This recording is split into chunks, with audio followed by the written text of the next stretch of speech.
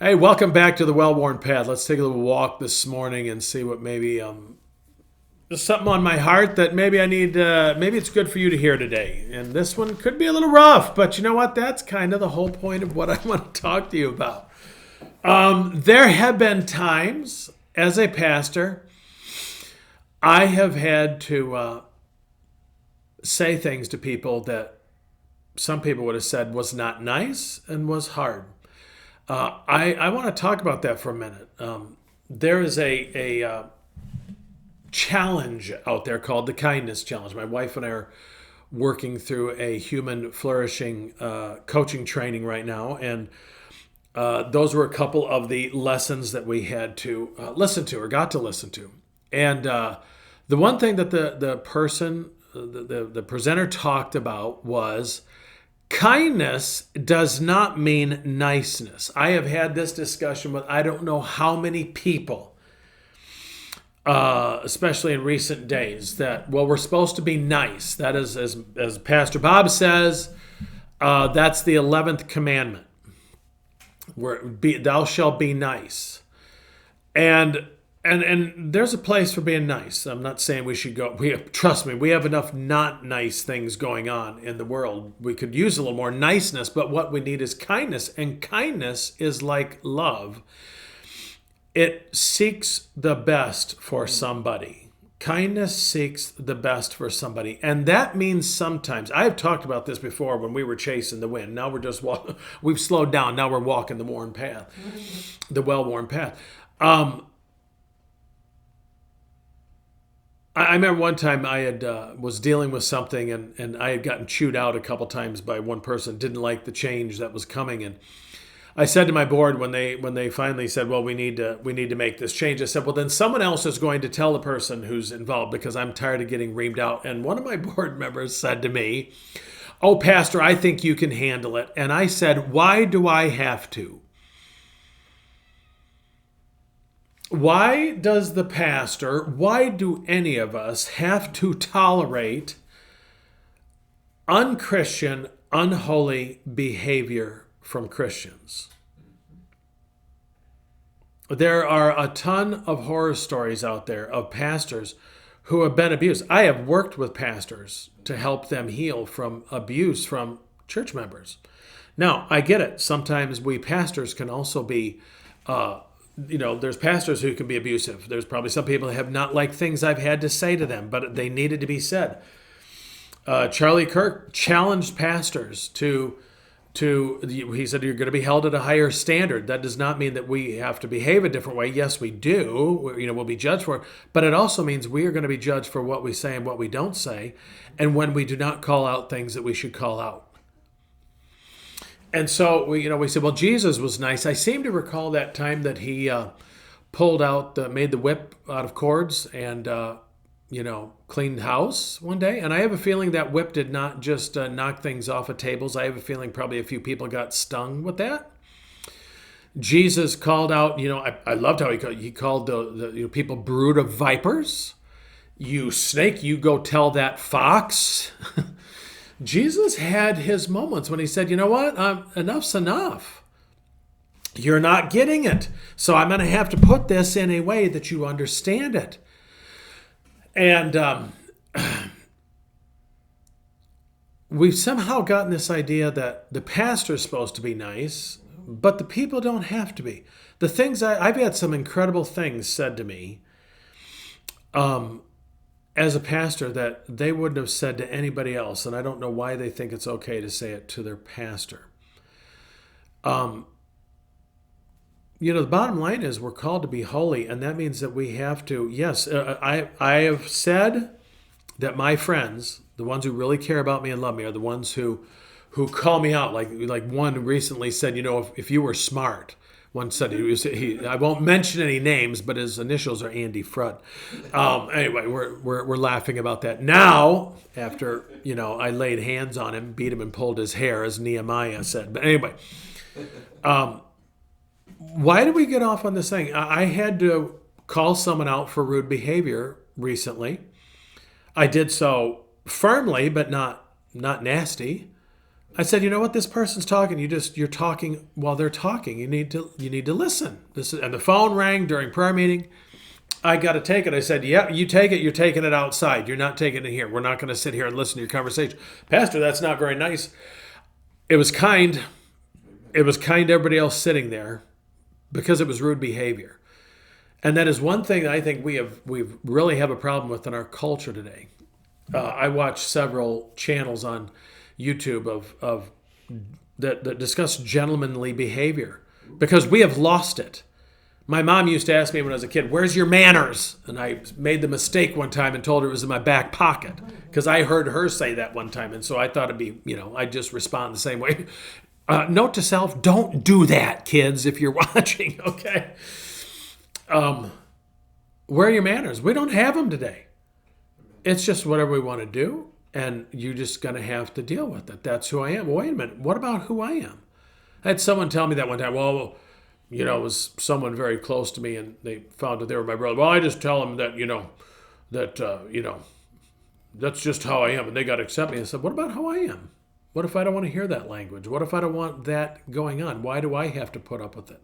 I do that all the time when people will talk, and they'll say, people just need to accept me for who I am. But what about accepting me for who I am? Isn't respect a two-way street?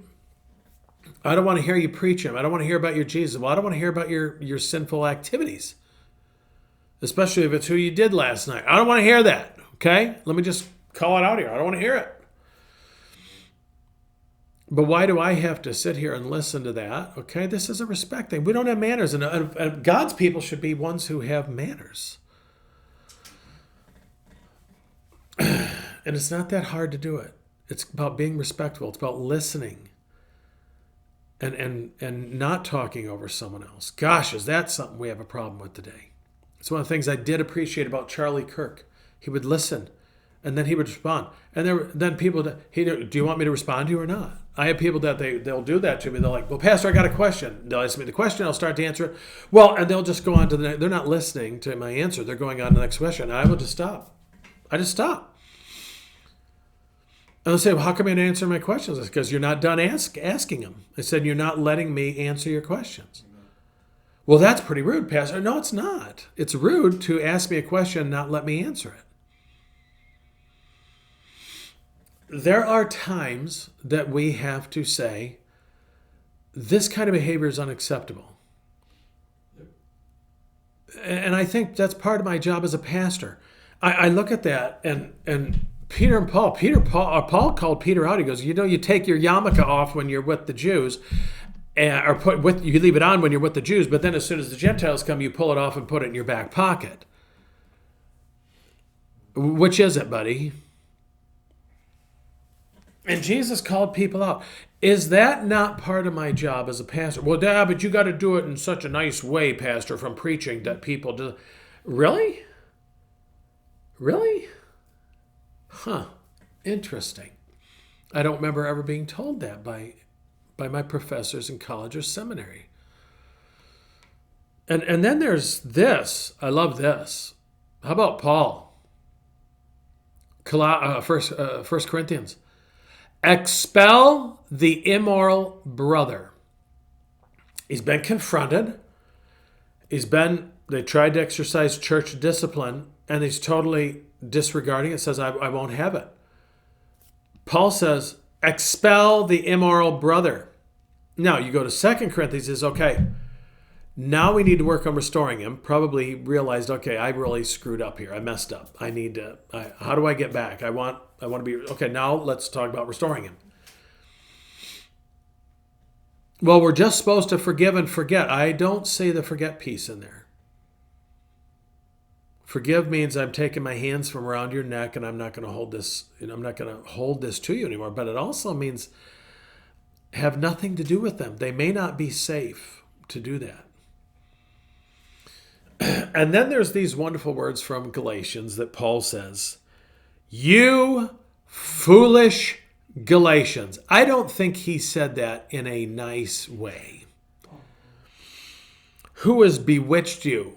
Well, that's rather accusatory, Paul. You act like maybe someone's messed with our minds and changed mind. That's exactly what I'm saying, Paul seems to be saying to me as I look at it. You foolish Galatians. Now, we could say, well, Paul's not very loving. He's not being very Christ-like there. No, I think he is. Because if there's one thing we know, Paul loved the Galatians. I think Paul's being very kind. Because I think he probably could have tore into them a lot worse. Am I saying we should go around tearing people up? No. No, not at all. Am I saying we're supposed to go around judging? No, I wouldn't say that either. But I do think what we need to do as followers of Christ, we need to help each other follow Christ. And if we see that that's not happening, we need to call it out. And in some cases, there needs to be consequences for that behavior. Expel the immoral brother. They're gonna, it's like Kevin Lehman, I think Kevin Lehman wrote it in his book on leadership, Learn from the Shepherd or something like that. It was a book on leadership and that you learn from a shepherd. And I think it was in there that I read that sometimes shepherds, if they have a sheep that keeps getting out of the sheep pen, they either got to break the leg, which is one way of doing it, or they just got to kill that sheep and butcher it. And, okay, this one's next for being eaten because it will lead the other sheep astray. Now, am I saying we should go around killing people that are leading people astray? No, I am saying we need to kill the behavior. We need to put a stop to the behavior one way or another. So I'm going to, thanks for joining me on this walk today, folks. I'm going to ask you to just kind of ponder that a little bit. I'm going to ask you to ponder your own behavior, though. Are there some times, judgment begins in the house of God, and it begins with us. We're the house of God, really. God, is there anything that I've done that has not represented you well? That maybe I need to go ask some forgiveness, and make sure you're open to someone saying, hey Joe, hey Susie, can I talk to you? I remember, I'm going to give you one last thing. I remember when I was a new pastor, and something very innocent. Wesley would have called it an iniquity. He wouldn't have called it a sin because I didn't mean to do it. And I had a dear man of God that I respected greatly. He came into my office one time after I was on staff, and he came into my office after a Bible study, and he said, and he sat there, and he was a man of, didn't say a lot, but when he did, you listened, and he was sitting there, and I could tell he wanted to say something. He was, I'm like, hey, what's going on? How you doing? He goes, I need to talk to you. I says, well, I didn't do it. He goes, yeah, you did.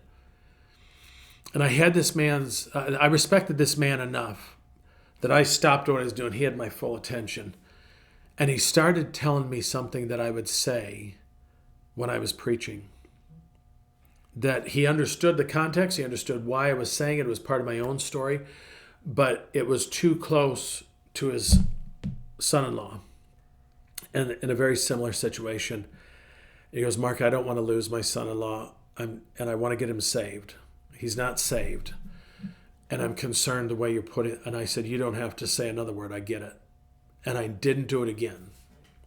I didn't do it. Was I right? Well, but you had a right to share. Yes, I did have a right to share my story, but it doesn't mean I needed to. But he came to me in love. And he corrected me in love. And I needed a lot of correction in those days, trust me. We should be helping each other to be Christ-like and to live a Christ-like life. That's why we take this old walk on the well-worn path. Maybe Pastor Mark has said to you, you foolish Christian, is that really the way you want to live? I think we all want to do better. I hope you want to do better. I'm going to leave it right there. I'll catch you next time on the well-worn path. Thanks for joining me. Grace and peace.